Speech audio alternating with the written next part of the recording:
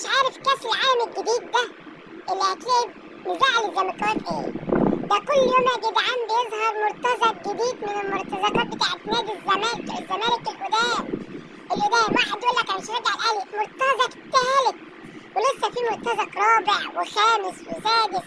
يا جدعان ده بيحقدوا على الاهلي حقد لا يعلم به الا ربنا.